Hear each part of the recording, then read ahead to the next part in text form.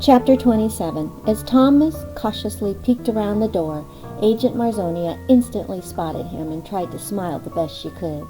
Flowers filled the room in competition with all the stuffed toys and get-well cards, and balloons and banners. She was sitting up in bed, attempting to sip her breakfast juice through a straw. "Wow, you look like you're living in a gift shop, Joe," Thomas said teasingly, "but you're looking great, sweetheart." He kissed her on the cheek as he handed her a small bag filled with magazines, crossword puzzles, and pencils. "Thanks. You always know what to say to cheer a girl up," Joe said as she peered into the bag of goodies. "Oh, you shouldn't have. You know just what to give a girl, too." She tried to smile, but the stitches on her face prevented her from moving her cheeks and lips very much. Around her eyes, the deep blue and dark red of a few days ago had faded to a light brown. The whites of her eyes were coated a pale yellow from the fading blood, and almost all the bandages had been removed. "They've taken me off most of the drugs," she said, "so I'm not as groggy anymore. It's good to see you, Thomas. How's the investigation coming?" "Slow. We're making some progress, I think, but it's slow." "I heard you moved your operation. Why?" "Shit. How did you hear about that?" "Why, was it a secret? John told me." She reached for her orange juice, and Thomas grabbed it and helped her take a sip. "Thanks. It still hurts to move too much." "I'll bet. I was worried when I came in that night. I could tell you guys were really hurting."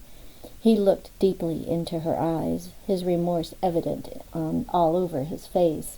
"It wasn't your fault, Thomas." He pulled up a chair and sat down. "What happened? How did you two get there?" "Now that's the million-dollar question. We don't know. We had just finished at the Pentagon, and Stephen dropped me off at home. I remember unlocking my door, but that's it. The next thing I remember was waking up here, feeling like I'd been run over by a truck. It was the scariest thing I've ever experienced." "They got you at your apartment? That's either brave or stupid. You don't exactly live in a quiet part of town. Do you remember who you spoke with at the Pentagon?" "Not really, just that we went there. I know we dropped our stuff off in a mailbox before we headed home, so I'm glad we did. Otherwise, it would probably all be lost." Her eyes started to tear. "This is just way too bizarre. You sure you remember absolutely nothing?" "Who else have you told this to?" he asked gently. Joe looked cautiously around the room. "No one," she whispered. "Stephen and I have discussed this and decided to play absolutely stupid. We're trusting no one but you for now. We're telling everyone we remember nothing, not even walking into the Pentagon." Her big brown eyes showed the terror flowing through her body as her hands trembled. Thomas held both of them gently. "I'll find out what's going on," he whispered. "I promise." "I know you will. It's not a secret, but I just can't believe Director Green is telling everyone. We moved the operation because I just had a hunch, that's all. A feeling that somehow our government was involved. I didn't feel safe talking in our own building anymore." He walked to the window and gazed out. "You probably shouldn't talk here either," Joe surmised. "You just never know." He had to stop trying to eat and was flipping through the magazine as he turned. Thomas was tickled by her enthusiasm for the reading material. He shook his head and thought, "What's going on, Joe?" "Whatever it is," she said, flipping through the magazine, "it's serious, very serious. Your client obviously was murdered, and if I had to place a bet on it, I'd say our government paid to have him bumped off." She laid her hands in her laps and looked directly at him. "Thomas," she said sternly, "be careful. And if I were you, rethink your approach. Start looking at why our government would want to bump off a senator, not so much who did it. Also, don't forget to look at what he could have been planning or beginning to plan that made our government nervous. Who was financing him, and where was his money coming from? That kind of stuff. Oh, and go see Mickey Jackson, that whiz kid in the computer lab. He knows bugs, and he can give you stuff to check out rooms and all kinds of good toys." "You're right. I like your advice. Speaking of bugs, has any strange-looking repair or serviceman been in here lately?" He looked around the room and began to examine different objects. "Silly, they can't bug in here. The hospital doesn't allow wireless devices, remember?" They'd interfere with all the monitors. The only thing they could use would be an old-fashioned tape recorder of some kind, and then they'd have to come back and change the tapes every 90 minutes. I doubt if this room is bugged, but you can be sure that our homes probably require a large can of bug spray. She grinned at Thomas, the only thing her lips would allow. He sighed. I'm going next door to see Stephen. As he approached the door, he turned back to Joe.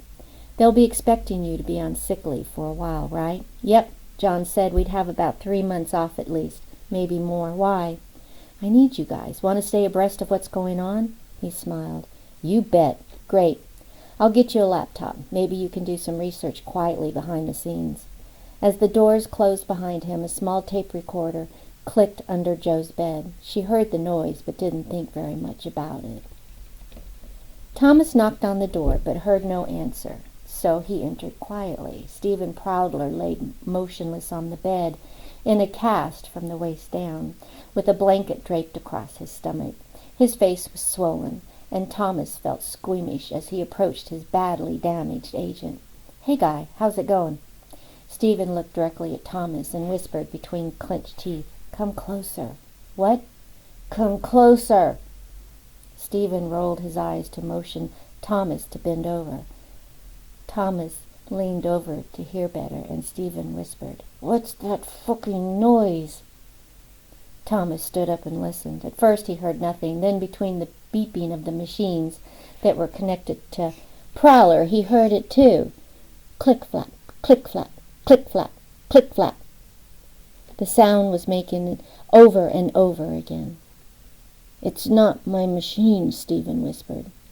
Thomas stood back and tried to visualize where it was coming from. As he walked to the bathroom, it got weaker. To the window, weaker. To the closet, weaker. To the bed, stronger. Much stronger. Clip-flap, clip-flap, click-flap. Thomas knelt to the floor, and it got even louder. Click-flap, click-flap, click-flap. He pushed the bed tray to one side and moved the chairs by the bed. He lay on his back and scooted under. It was much louder now, but he could only see the gears for adjusting the bed. He listened again. Click-flap, click-flap, click-flap.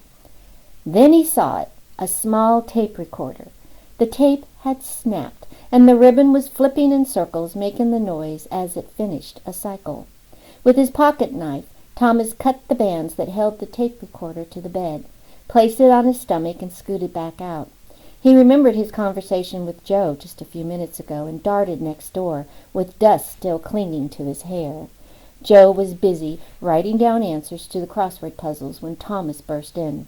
Surprised and alarmed, she stared at him with eyes opened wide. He placed the recorder in her lap, put a finger on his lips to say, Be quiet, and scooted under the bed. He soon sat her recording device on her lap next to Stephen's. They both stared at the small devices. Joe said. Looks like a 24-hour tape. She sounded as though she wasn't completely surprised and was simply analyzing the situation. You were right. They were taping us, Thomas said. Do you think there's more? No, not here. They'll only go so far. But check your cars, clothes, everything. Better go see Mickey soon. There's a brown bag in my closet. Put the recorders in that, and then put my sweater on top. Make it look like you're taking my dirty clothes home. You'll need to give these to Mickey. He'll tell you who checked them out, if they're ours. Will do. I better get back over to Stephen. He'll think I've completely lost it.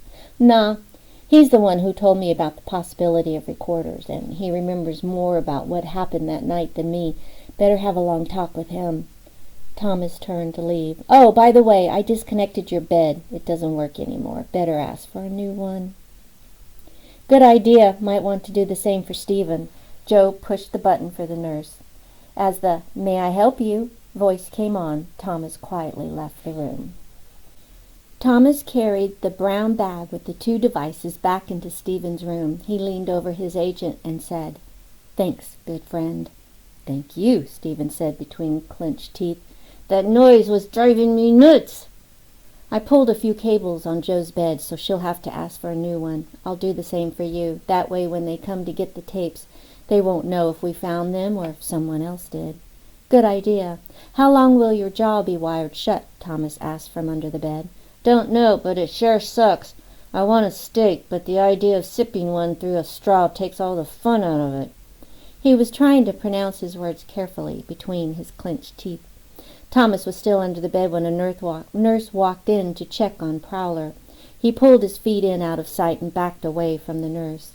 "How are we doing, Agent?" the nurse asked, double-checking his blood pressure, cup, and IVs. "Fine," Stephen replied. "Well, let me know if I can get you anything," she said as she left the room. Thomas stood and dusted himself off. "Phew, that was a close one. How would I have explained being under your bed?" Stephen started to shake and groan. "Oh, God, don't make me laugh." "What?" Thomas looked into the mirror and saw that his hair was full of dust and lint. He brushed his head off and combed out his hair.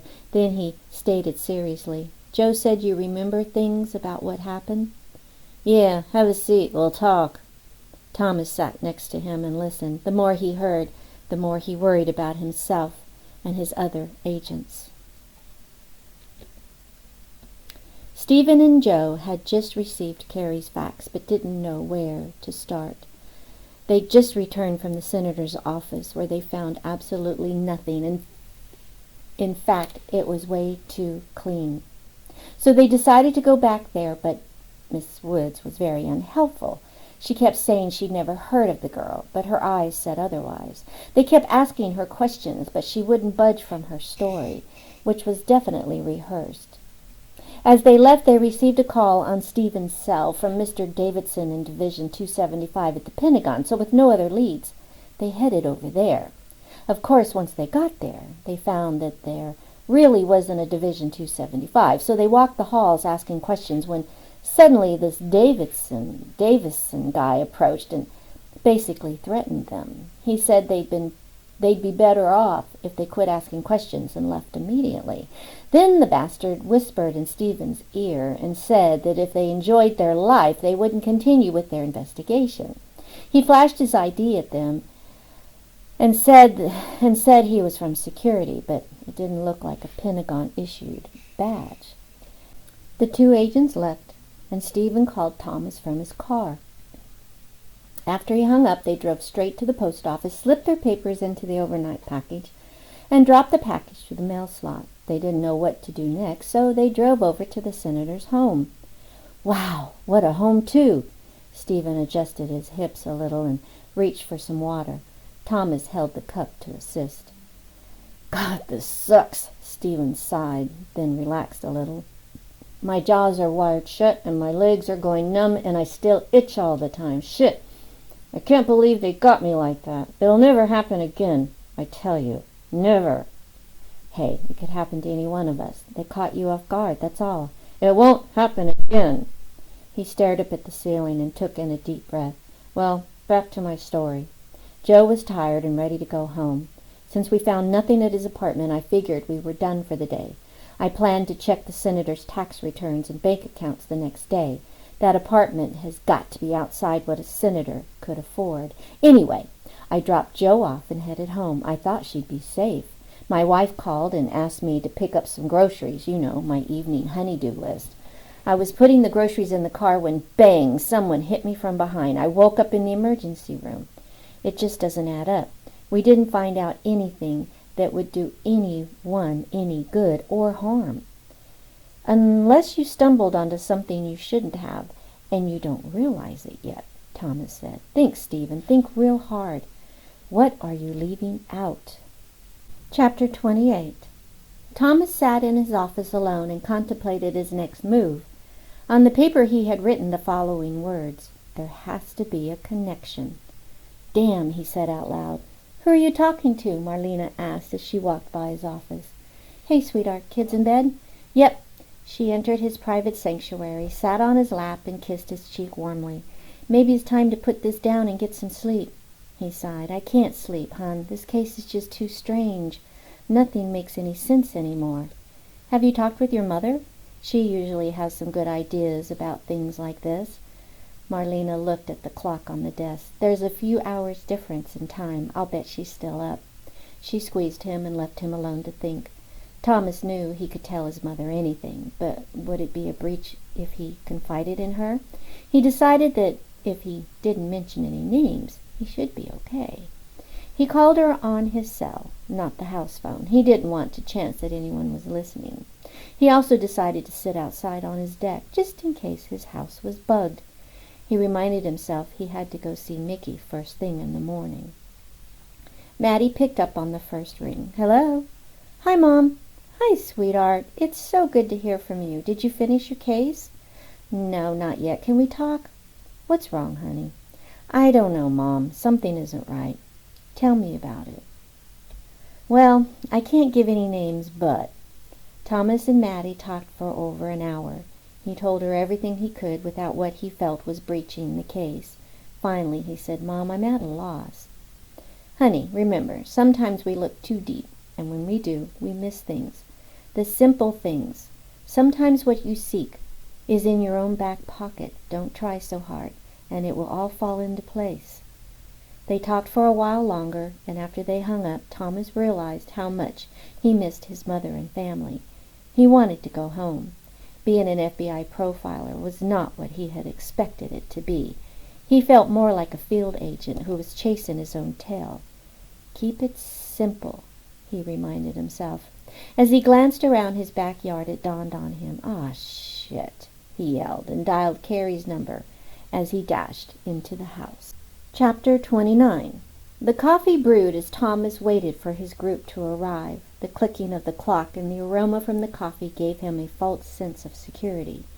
Reflection time can be either a good thing or a bad thing, depending on what a person was currently experiencing in their lives.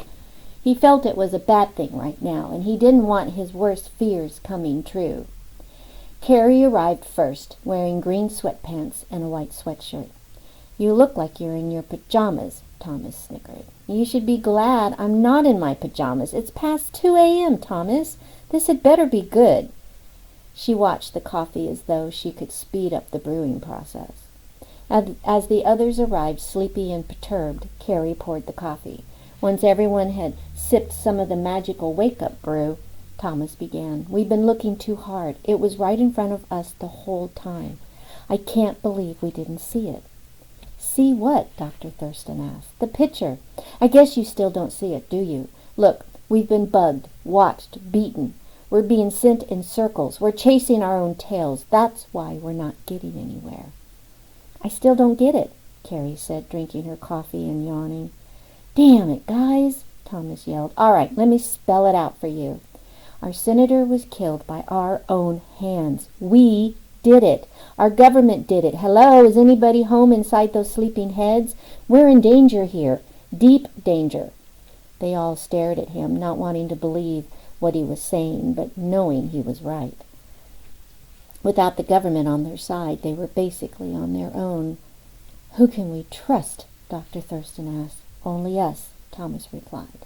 "Okay then, let's make a plan," Snyder said. "If we're in this together, then we're only going to solve it if we stick together," Agent Owen said. Thomas raised his coffee in a toast. "That's what I want to hear." "To us," Carrie yelled. "To us," they all answered in unison, toasting to their future. But deep inside, each agent feared the worst and wondered who would end up in the emergency room next. Thomas handed out assignments to everyone. Dr. Thurston was to investigate Maxine Thornton, find out everything there was on her, from birth to current job placement. Carrie was to delve into the senator's financial matters. Agent Snyder was to decide why the government would want one of their own senators dead. Agent Owens would begin delving into the temporary agency Executives Incorporated that had hired Maxine Thornton, and Thomas would visit Mickey Jackson. They were to conduct their research, go where they needed to go, and reconvene in 1 week with their findings. That early morning, each agent said their goodbyes and drove their separate ways, but Thomas was very worried about his new friends and colleagues. Chapter 30. Dr. Philip Thurston was in his 50s and a highly intelligent man, over 6 feet tall with gray and black hair. He would still be considered a handsome man by most women. His eyesight was good, but he now wore reading glasses, and he fought that idea until the last possible moment. It wasn't until the squinting gave him a headache that he finally broke down and bought a pair. He had 2 PhDs, 3 master's degrees, and so many published books dealing with the human psyche that he finally lost count. But now he actually was lost as to what to do next. Maxine Thornton's Social Security number led him to a graveyard in Philadelphia, Pennsylvania. As he stood staring at the modest tombstone, he read the dates. It seemed that Maxine Thornton had been born in December of 1959, but then abruptly died in January of 1960. She had lived only a few short weeks. If this was his girl, then he was indeed going to be busy. Ghosts were hard to find. The doctor scratched his head, wondering what to do next. He decided to fly to Ohio and meet with the people who had actually worked with Miss Thornton. Maybe he'd even visit the deceased lady personally. Cary sat in the senator's office in Washington, D.C., rummaging through his computer and office files. His tax returns only listed his annual senator's salary and a few extra dollars from various speaking arrangements. Nothing that would explain his lavish lifestyle. The senator's wife didn't have any family money, and neither did he. The families were regular middle-class people, and both the senator and his wife had worked their way through college. No hidden fortunes here, Cary said to herself. Searching the senator's Arlington apartment also did not reveal anything special, so Cary decided to hop a plane for Ohio. She wanted to search the senator's records at his house. Agent William Snyder was in his early 40s. His receding hairline had finally withdrawn to the point where it was better to trim what little blonde hair he had as short as possible. He was almost completely bald except for the small wisp of hair above his ears. He had never married, but had dated the same woman for the last 10 years, and to hear him tell it, he was practically married anyway. He lived a modest life, saving every penny he could, and he was a damn good FBI agent, that is, if you asked him. Now it was his job to find out who in his United States government was a murderer. If it's the president, he thought as he locked his car, I'm quitting. Agent Snyder wasn't sure where to start, so he headed off to see the geeks in the computer room at the FBI headquarters building. As the phone rang at the branch office in Ohio, Agent Owen sipped on his coffee and flipped through the FBI file of Executemp Incorporated. It seems they were a pretty big organization. According to their brochure, they employed over 10,000 people worldwide, and their annual gross income was well over $20 billion. Headquartered in Oklahoma City, Oklahoma, with field offices in every state, with some states having 2 or 3, this company was indeed impressive. The phone continued to ring as Owen checked his watch. What a dumb shit, he said aloud to himself as he hung up. It's too early out there. I'll have to wait a couple of hours.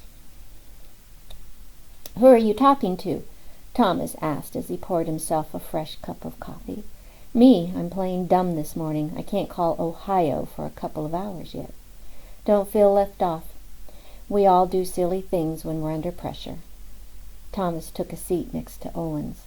Thomas, doesn't your mom live in Oklahoma City? Terry asked. Yeah, we've lived there our whole life. She still does, and I want to go back home someday. Why? Executemp is headquartered there. I know, and my mother and father work for them, but they're only part-time now, semi-retired. They still take small assignments from time to time, though, so I believe they're still on the payroll. He took a sip and then blew on the steaming brew. Do you think they can tell us anything? I already asked. My father was only an account executive, which means he worked with companies that used the temporary staff, and he only monitored their accounts. You know, a number cruncher. And my mother was a secretary. She'd go to different companies and babysit executives while their real secretaries were on vacation or sick leave. I've talked with them about this several times, and they only know that Executemp was a great place to work. Aside from that, nothing. Have you ever been to their office? Sure have, all over it, and it's impressive, like a mini city within a city with stores and restaurants. Thomas tried to take another sip of the hot liquid. Well, maybe I'll go visit them, Agent Owen said. Sounds like a plan. You can stay with my parents while you're there. They'd love to have you. I'll call them if you'd like, but for now I'm heading off to see Mr. Mickey. Yes, please call them. I'd love to stay at your old home. see how the other half was raised. The two would start with headquarters that morning. With the other agents gone, their office was quiet and empty. Owens wanted to go through some old records and see if the name Executives Incorporated popped up anywhere, and Thomas was anxious to get answers about the two items he was carrying around in a hospital's brown paper bag.